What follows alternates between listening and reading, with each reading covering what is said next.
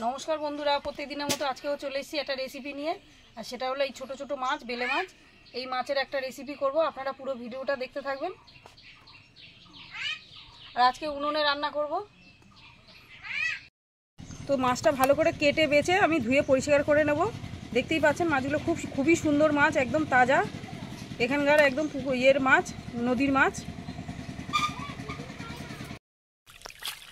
তো মাছগুলো ভালো করে ধুয়ে নিচ্ছি, ঝুড়িতে ফেলে, ঝুড়িতে পরে কচলালে পরে এটা পরিষ্কার হয়ে যাবে।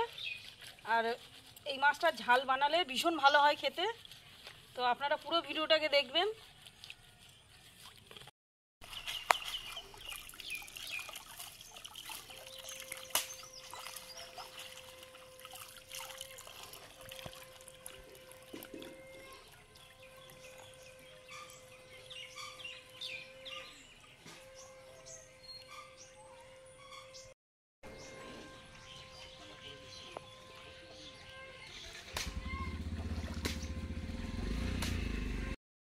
তো মাছ ধোয়া কমপ্লিট হয়ে গেছে। এটা এখন নুন হলুদ মাখিয়ে রেখে দেবো। তো এখন একটু হলুদ আর লঙ্কার গুঁড়ো দিয়ে আর একটু নুন দিয়ে মাছটা মাখিয়ে রাখবো।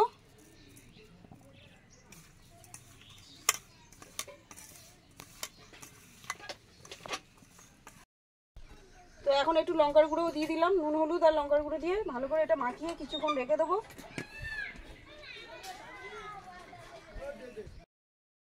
আর আমাদের বৌমা খুবই ভালো, আর বৌমার খুব লজ্জা পাচ্ছে। টাকা টাকা ওদিকে টাকা, আমি মুখটা তুলি। তো বৌমা খুব লজ্জা পাচ্ছে।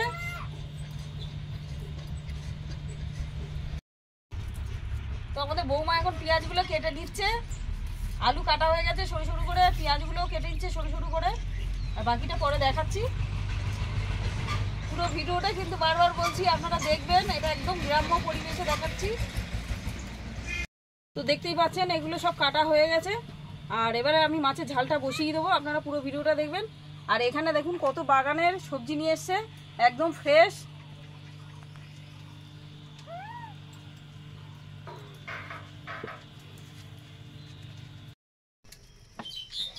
তো এখন কড়াইতে তেল দিয়ে দিলাম, মাছগুলোকে ভেজে নেব।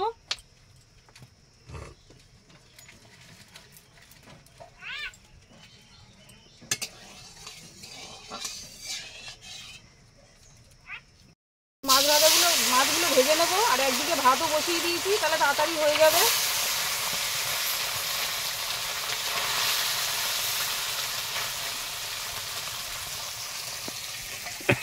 ঠিক আছে দাদা, কি করবো? ঠিক আছে, কি করবি?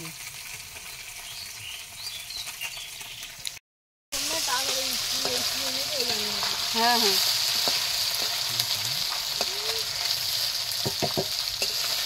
একটু মাছগুলো আস্তে আস্তে করে ভাজতে হবে, কারণ খুব নরম মাছ, বেলে মাছ, ভেঙে যেতে পারে। একটু কড়া করে ভেজে নেব।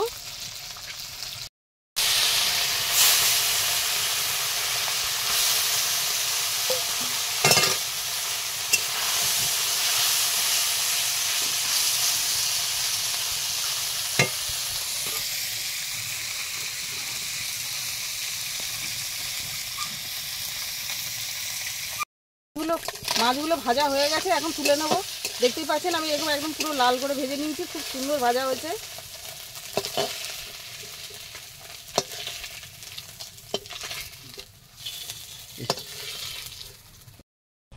তো এখন একটু তেলের উপর পাঁচফোড়ন দিয়ে দিলাম, পেঁয়াজ কুচি দিলাম। পেঁয়াজটা দিয়ে একটু নেড়ে নেড়ে নেব।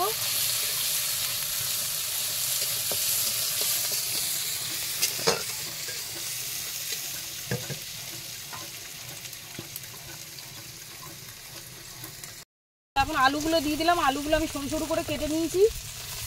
আর একটু কাঁচা লঙ্কাও দিয়ে দিলাম,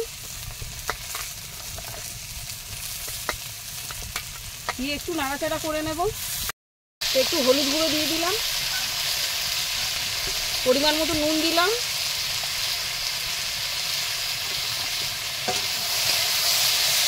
কেটে রেখেছিলাম দুটো টমেটো দিয়ে দিলাম।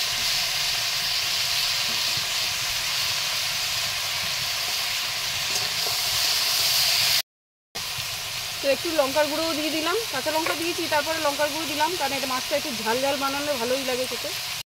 মশলাটা পুরো কষানো হয়ে গেছে, আলুটাও বেশ ভালো করেই আমি কষিয়ে দিয়েছি, হাফ সিদ্ধ হয়ে গেছে।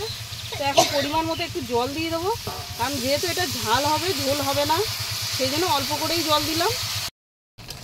তো দেখতেই পাচ্ছেন তরকারিটা বেশ ফুটে গেছে, আলুও সিদ্ধ হয়ে গেছে। এখন আমি মাছগুলোকে দিয়ে দেবো।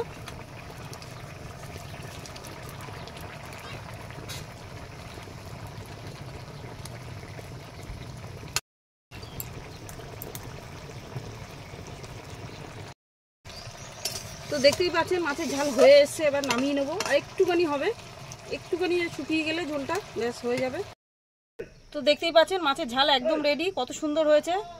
তা আপনাদের ভালো যদি লাগে অবশ্যই লাইক কমেন্ট শেয়ার করে দেবেন।